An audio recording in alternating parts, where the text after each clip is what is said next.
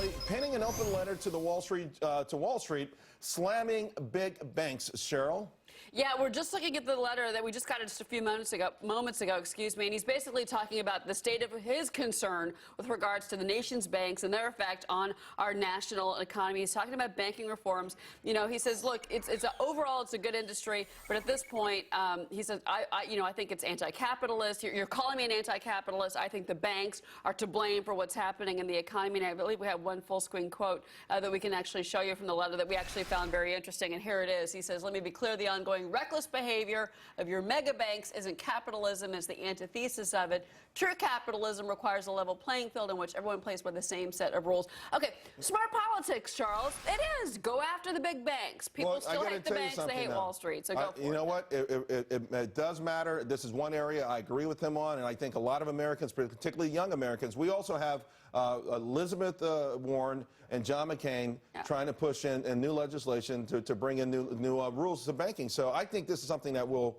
resonate with a lot of Americans. I want to go to Pete Snyder, former GOP pollster, and get your thoughts on this, Pete. You know, the GOP gets a little boxed in here sometimes when they're lumped in with these big banks, but we've seen both parties bail them out time and again.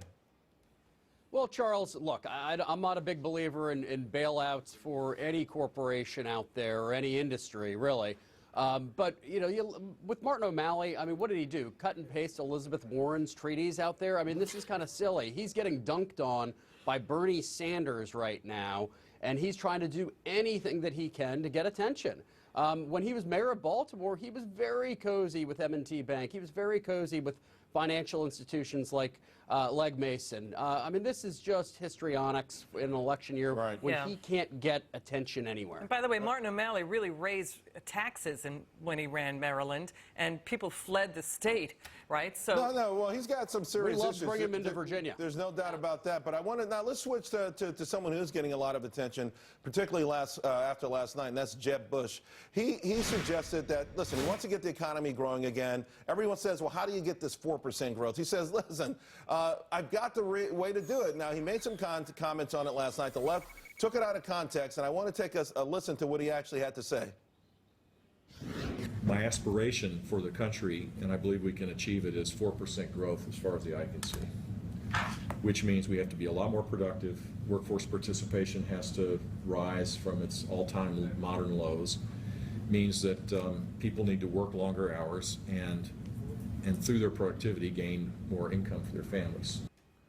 Pete, you know, the left knee-jerk reaction, hey, people are working harder than ever. It's corporations that are greedy. It's the government that's greedy. We need higher taxes. That's not the problem. What do you make of it?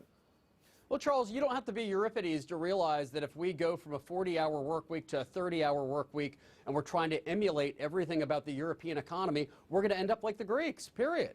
I think Jeb Bush was right in the fact that we need a 40-hour work week in this country, and millennials believe. They don't believe that cutting back to 30 hours or 20 hours a week is a path to success, or that getting free college tuition. They know it's a political gimmick. I know, but for about 20 years, all the elected leaders in Greece will tell you it is a path to leadership until it fails, right? I got one more for you, Pete. Donald Trump. The RNC telling him, well, listen, everyone in the establishment Republican Party saying, tone this thing down. Fox News confirming, though, that he spoke on the phone with Chairman Reince Priebus about this. Trump had this to say about the call. Totally false reporting on my call. Worshippers and so forth. That is not a group of people that can make someone president. He's not going away, and I think he could be the Todd Aiken of the 2016 election, saying outrageous things about subjects that cause people to question the entire Republican ticket. First off, don't be surprised if Donald Trump continues to lose businesses, that he has a press conference announcing that his doctor has announced that he has a severe but curable disease and that he must drop out of the race to take care of it. Is that from politics?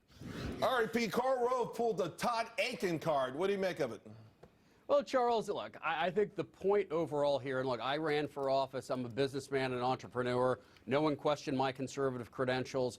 You can be outraged about sanctuary cities in San Francisco and losing innocent lives there. You can be upset and angry about the lack of enforcement on our borders without sounding like a racist jerk, period. Those things are mutually exclusive. And our Republican Party doesn't Right. stand for the things that that Donald Trump said as it relates to Mexicans and Mexican Pete, Americans. he is carving out larger and larger swath of the party every single day. He's an entertainer. We got to leave it there. We got to leave it there. Thanks a lot. You answered a lot of questions, and we're going to have you back real soon.